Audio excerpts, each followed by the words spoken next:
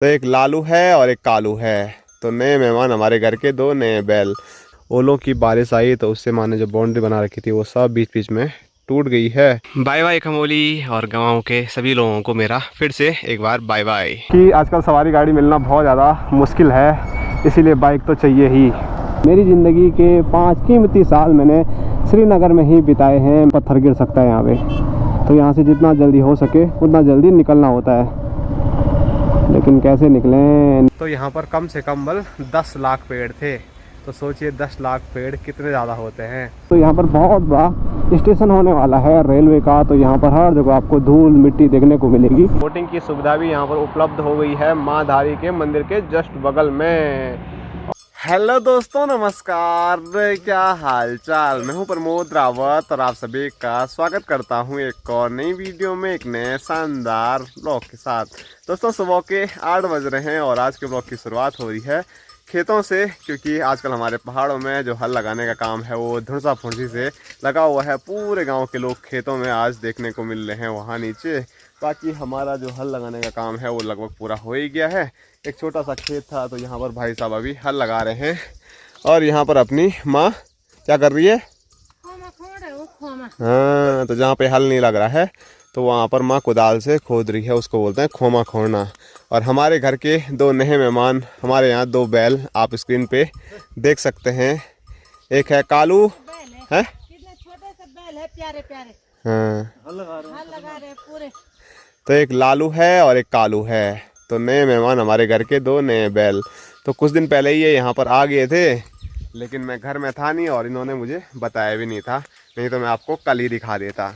तो चलो कोई बात नहीं, आज मैंने आपको दिखा दिए हैं। और जो यहाँ पर एक खेत है तो एक गाँव में ही है।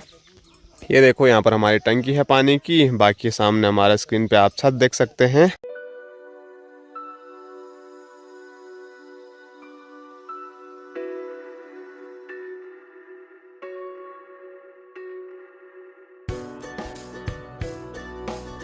हेलो कालू, लो गुड़ खाओगे?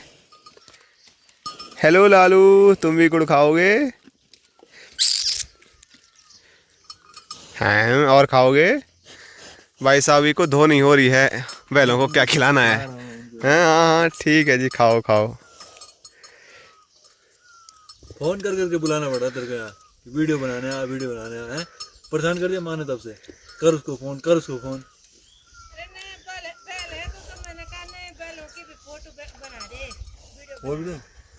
हो गया हो गया। तो बैलों को गुड़ भी दे दी है और बाकी आज का जो हल लगाने का काम है वो यहीं पर समाप्त होता है। आज के हमेशा के लिए हो गए ना, हमारा समाप्त हो गया है इस सीजन का हल लगाने का काम। और यहाँ पर क्या बोया? झंगोरा बोया और बाजरा भी दिया था नानी जी ने रुद्रप्रयाग से। तो देखते हैं बाजरा की खेती भी यहाँ पर होती है कि नहीं होती है। रुद्रप्रयाग में नानी ने लगाया होगा कभी, तो नानी के पास बीज पड़े हुए थे। हाँ, ओ नानी स्पेशल माँ के लिए देहरादून से बाजरा लेके आई है। और कौवा काफ़ी दिनों के बाद दर्शन दे रहे हैं। जिन्होंने बैल दिए उनका भी धन्यवाद। हाँ, और जो ये बैल हैं ये हमारे नहीं हैं, तो ये हैं बगल पड़ोसी गांव खाली में हमारी दादी हैं, तो उन्होंने ये बैल दिए हुए हैं हल लगाने के लिए। जी सासू जी का ये बैल है ना, उसको भी धन्यवाद। और अब अगली बार तेरे पापा ठीक ठाक रहेंगे तो बस क्या हम चराने के लिए अच्छा बैल है, चराने के लिए, हल लगाने के लिए। हल लगाए तब जब चराएंगे तो हल भी लगाएंगे। ठीक है जी। तो दादी जी का बहुत बहुत धन्यवाद, क्योंकि हमारा जो हीरा है वो हमको छोड़ के चले गया था, तो फिर हल लगाने में बड़ी दिक्कत आ गई थी, तो दादी ने हमारी मदद की है।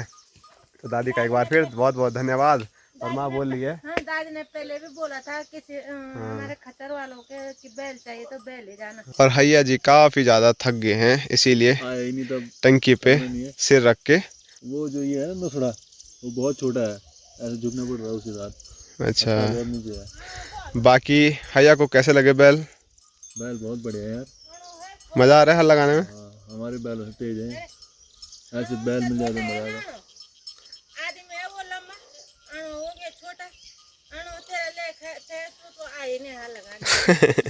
मैं वीडियो एडिट नहीं करनी थी, मैंने बोल दिया था मैं वीडियो एडिट कर रहा हूँ, कुछ नहीं। तो ये बैल आ जाए तो हल लगाने में मजा आता है। ठीक है जी। तो जो हल के पीछे वाला हिस्सा होता है जिसको हम अणो बोलते हैं, तो ये इसका छोटा हल। तो भाई साहब काफ़ी लंबे हैं, तो ऐसे बिल्कुल नीचे होके करना पड़ रहा होगा, हल लगाना पड़ रहा होगा, तो दिक्कत आ रही है।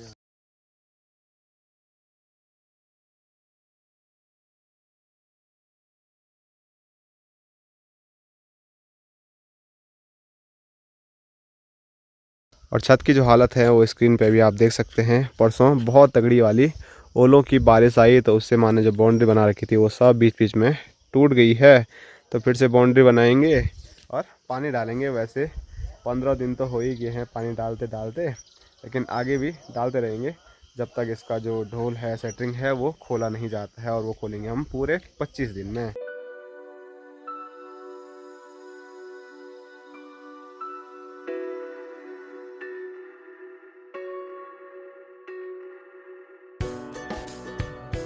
और बापूजी से भी नहीं रहा गया घर पे। हेलो गाइस, कैसे रहेंगे यार घर पे?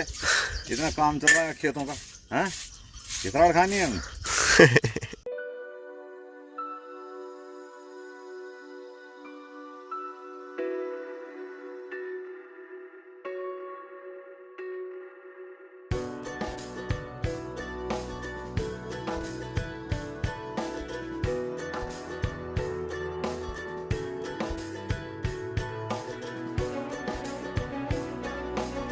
तो चलो जी, हम पहुंच चुके हैं अपनी गौशाला पर। और यहाँ पर पहले से ही अपना मोती और अपनी छबीली है।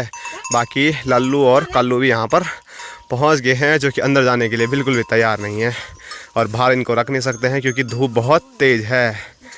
हे भाई, मोती देखो कैसे मारने के लिए जा रहा है उसको। हेलो, और छबीली, हेलो छबीली।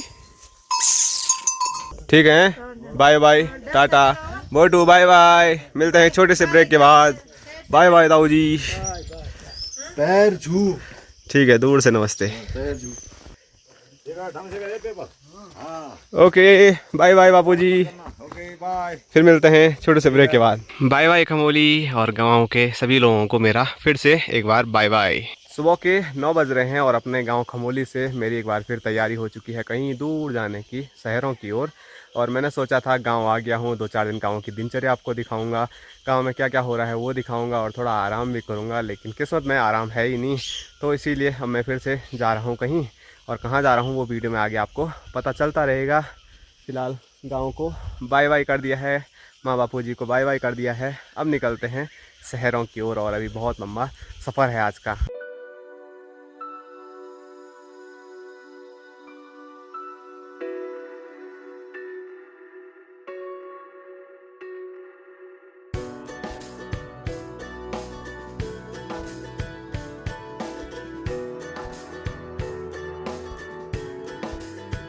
दोस्तों, मैं आ चुका हूँ रोड पे और काफ़ी दिनों के बाद आज आपको मोटो व्लॉग थोड़ा बहुत देखने को मिलेगा। जहाँ तक भी मैं ये बाइक लेके जाऊँगा, क्योंकि ये बाइक मेरी नहीं है, ये है मेरे जीजाजी की बाइक। और देखते हैं मैं इसको कहाँ तक लेके जा पाता हूँ। मैं सोच रहा हूँ बीच में कहीं गाड़ी से निकल जाऊँगा या कुछ भी होगा, वो आगे वीडियो में आपको पता चलेगा।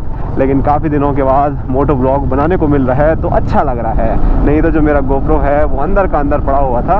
बीच में व्लॉगिंग में भी थोड़ा मतलब यूज़ कर रहा था, लेकिन उतना यूज़ नहीं कर पा रहा था। मैंने ये लिया ही इसलिए था कि मैं मोटो व्लॉग करूं और चलते चलते आपको पहाड़ के खूबसूरत नज़ारे दिखाऊं, जो कि आज आपको थोड़ा बहुत देखने को मिलेंगे।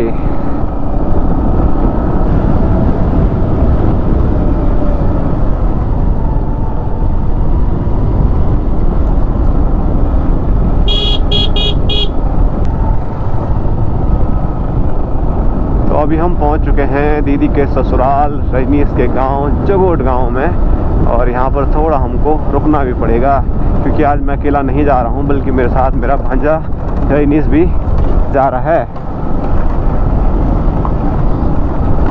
तो अपने गांव की जो रोड है उसका सफ़र हमने तय कर दिया है। बाकी अभी हम पहुँच गए हैं बेडू बगड़ में और यहाँ से है लिंक रोड हमारे गाँव की। और ये है नेशनल हाईवे 107 केदारनाथ वाला।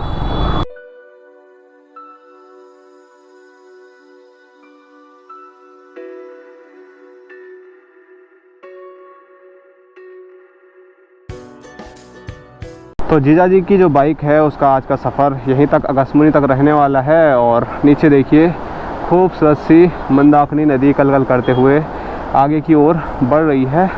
और अभी मुझे जाना है आगे, लेकिन अब सवारी गाड़ी पकड़नी पड़ेगी यहाँ से।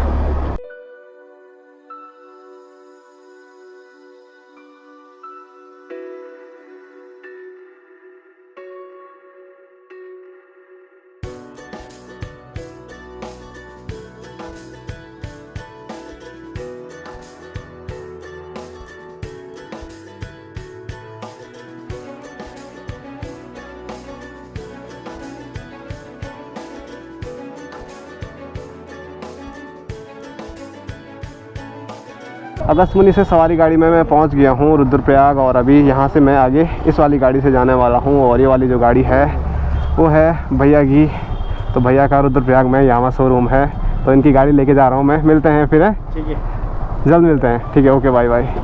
तो ले जाते हैं भाई की बाइक को, क्योंकि आजकल सवारी गाड़ी मिलना बहुत ज़्यादा मुश्किल है, इसीलिए बाइक तो चाहिए ही।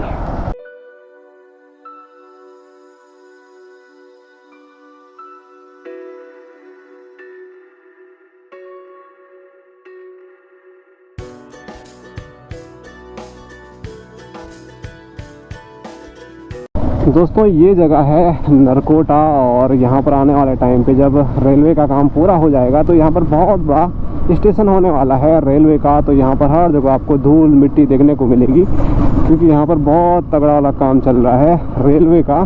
बाकी अंदर बहुत सारी सुरंगें बन रही है, बहुत तेज़ी से काम हो रहा है रेलवे का। तो बहुत जल्द पहाड़ों में आपको रेल दौड़ती हुई देखने को मिलेगी।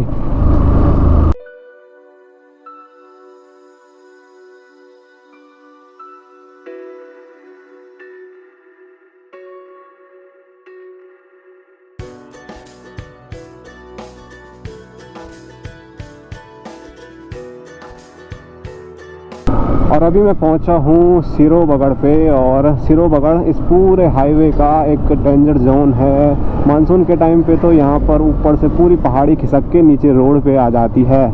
आजकल तो ठीक है, और परसों जब बारिश आई थी ना, तो उसके बाद भी यहाँ पर पूरा जाम लग गया था, टूट फूट हो गई थी। तो मानसून के टाइम पे यहाँ पे सबसे ज़्यादा दिक्कत होती है। इस रोड पे दो ही जगह हैं जो बड़ी डेंजर हैं, एक तो है तोता घाटी और एक है तुम्हारी ये सिरोबगढ़। और यहाँ पर रुकना भी बहुत ज़्यादा बेकार है, आगे से गाड़ियाँ आ रही है, ऊपर से कभी भी पत्थर गिर सकता है यहाँ पे। तो यहाँ से जितना जल्दी हो सके उतना जल्दी निकलना होता है, लेकिन कैसे निकलें, नीचे से लोड गाड़ी आ रही है। चलो भागो भागो भागो भागो भागो भागो भागो भागो भागो।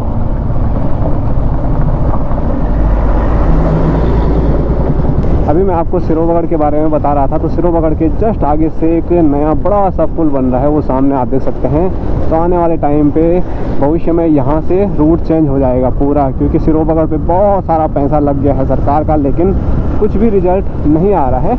इस वजह से अब गवर्नमेंट ने सोचा है कि एक नया रास्ता, एक नया रूट ही लगाया जाए, बनाया जाए। और ये हिमगिरी बसें जब पहाड़ों में चलती हैं ना, तो पहाड़ों का रानी इनको कहा जाता है। जो अभी बस गई ना, मज़ा आता है इनको पहाड़ों में चलते हुए देख। और स्क्रीन पे अभी आप देख सकते हैं, तो ये है पहाड़ों की रानी। हिमगिरी तो नहीं है, ये तो विश्वनाथ है। हिमगिरी विश्वनाथ मतलब पहाड़ों में जब ये बसें चलती हैं ना, तो मज़ा आता है इनको देखने में ही। और यहाँ नीचे देखिए अलकनंदा नदी। दोस्तों अभी दिन के 1 बज रहे हैं, और अभी हूँ मैं कल्यासौड़ में, और कल्यासौड़ में विराजमान है माँ काली, माँ धारी देवी। और तो ये देखिए सामने स्क्रीन पे माँ धारी देवी का खूबसूरत सा मंदिर, जो कि अलकनंदा के बीच में बसा हुआ है।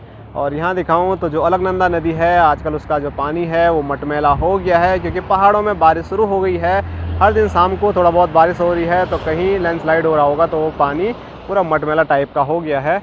बाकी मैं आपको जूम करके दिखाता हूँ, तो नदी में बोटिंग भी चल रही है। बोटिंग की सुविधा भी यहाँ पर उपलब्ध हो गई है माँ धारी के मंदिर के जस्ट बगल में।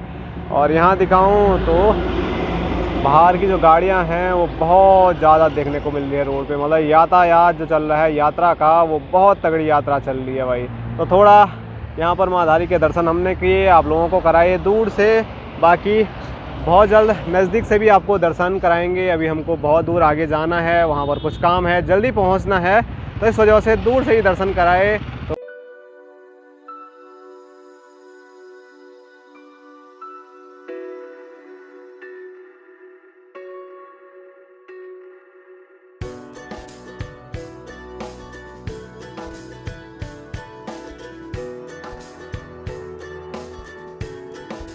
तो चलते चलते मैं पहुंच चुका हूं अपने नज़दीकी भीड़ भाड़ वाले शहर श्रीनगर में। और मेरी ज़िंदगी के 5 कीमती साल मैंने श्रीनगर में ही बिताए हैं। मैंने जो इंजीनियरिंग की पढ़ाई की है, जो मैंने और पढ़ाइयाँ की हैं, वो श्रीनगर से ही की हैं। तो अपने जो दिन हैं पुराने वो याद आ गए। और यहाँ पर हैं भट्ट जी, तो भट्ट जी के पराठे हमने खूब सारे खाए हैं।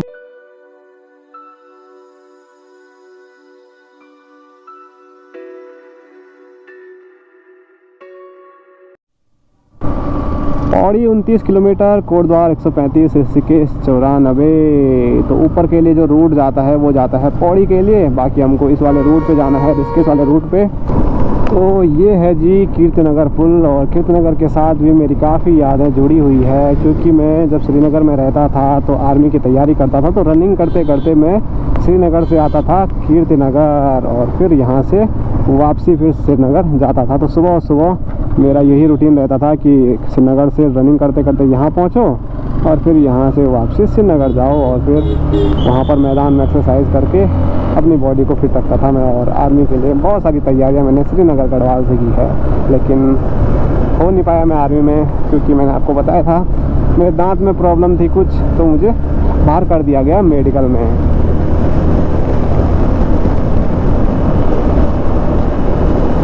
तो गाइज़ अभी हम पहुंच चुके हैं मलेथा में, और अभी थोड़ा रुके हैं खाना खाने के लिए। तो सामने एक होटल है, तो चलो वहीं पर आज खाने का आनंद लिया जाए। बाकी नंदा देवी एक्सप्रेस हरिद्वार की ओर चल पड़ी।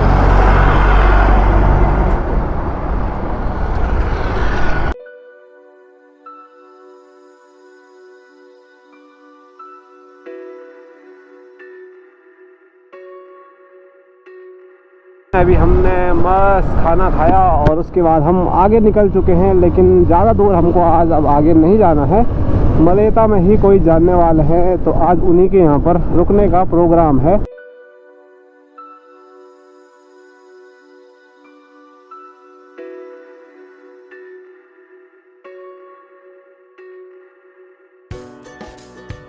और मलेथा की जो भूमि है ना, वो खेती के लिए काफ़ी प्रचलित थी, लेकिन अब नहीं, क्योंकि यहाँ पर रेलवे का बहुत बड़ा प्रोजेक्ट चल रहा है, और यहाँ की जो भी ज़मीन है वो सब रेलवे ने खरीद ली है।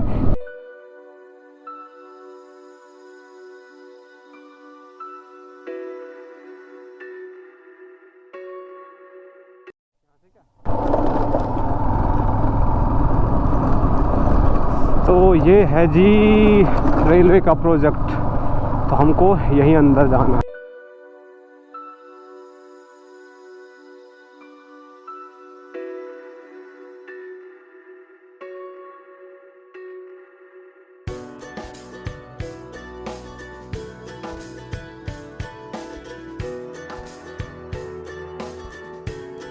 दोस्तों शाम के 3:30 हो रहे हैं और हम अभी मलेथा में हैं, और आज हमारा जो स्टे होने वाला है वो मलेथा में ही होने वाला है। हमारे जानने में जोशी अंकल जी हैं जो कि यहाँ पर रहते हैं, और उनका यहाँ पर बहुत बड़ा बगीचा है, और आधा बगीचा तो रेलवे वालों के पास चले गया है, लेकिन अभी भी इनका यहाँ पर काफ़ी बड़ा बगीचा है। और ये है पर्यावरण मित्र और एक साइंटिस्ट भी हैं, इन्होंने बहुत सारी चीज़ों के बारे में खोज कर रखी है, तो उनसे भी आगे मैं आपको मिलाने वाला हूँ। फिलहाल जैसे ही मैं यहाँ पर पहुँचा तो यहाँ पर बहुत गर्मी से बुरे हाल हैं, तो सीधे नहाया और अब जाके थोड़ा अच्छा लग रहा है। बाकी यहाँ देखिए, यहाँ पर हैं हमारे जोशी अंकल जी, जो कि अभी दिन के टाइम पर भी लगे हुए हैं।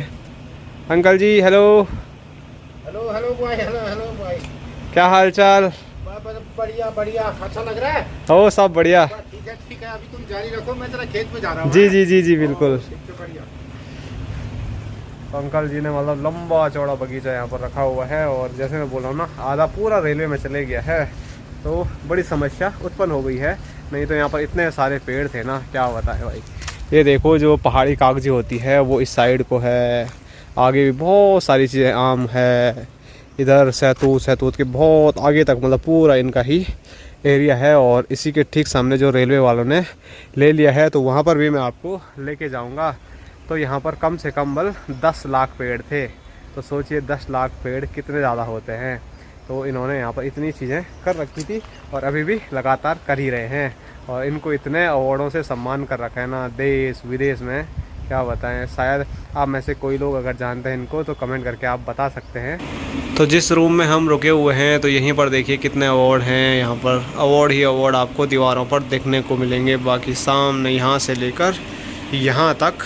तो जिस रूम में हम रुके हुए हैं तो यहाँ पर ही इतने सारे अवार्ड हैं, तो सोचिए इनके घर पे कितने सारे अवार्ड होंगे। मतलब इनका नाम आपने सुना हो नहीं सुना हो मुझे पता नहीं है, लेकिन जितना मैंने इनके बारे में जाना है तो ये मतलब पर्यावरण के लिए काफ़ी सारी चीज़ें करते रहते हैं। मतलब जितने बोलेंगे शब्द कम पड़ जाएंगे, इतना कुछ ये करते रहते हैं। और यहाँ पर ही सोचिए 10 लाख पेड़ कितने होते हैं, 10 लाख पेड़ इन्होंने यहाँ पर लगाए हुए थे। और अभी जब रेलवे ने मतलब वो सारे पेड़ यहाँ से हटाए उसके बाद फिर उन्होंने बहुत सारे पेड़ लगा रखे हैं। जोशी अंकल तो अभी भी लगे हुए हैं धूप में खेतों में, तभी इधर भाग रहे हैं तभी उधर भाग रहे हैं। बाकी हमको बोल रहे हैं थोड़ा आराम करो, तो चलो हम आराम करते हैं और अब आपको मिलेंगे शाम के टाइम पर और देखेंगे क्या क्या होता है यहाँ पर आज। दोस्तों शाम के 6 बज रहे हैं और शहरों में इतनी ज़्यादा गर्मी होती है, इतनी ज़्यादा तेज़ धूप होती है काफ़ी टाइम तक कि 6 बजे से पहले इंसान बाहर निकल ही नहीं सकता है। तो अभी मौसम थोड़ा ठंडा हुआ है, टेम्परेचर थोड़ा डाउन हुआ है, तब जाके हम बाहर निकले हैं। और अभी हम हैं मलेथा में, जैसे कि मैंने आपको बताया था। यहाँ पर हमारे जोशी अंकल रहते हैं जिन्होंने यहाँ पर बहुत सारे पेड़ लगाए हुए हैं।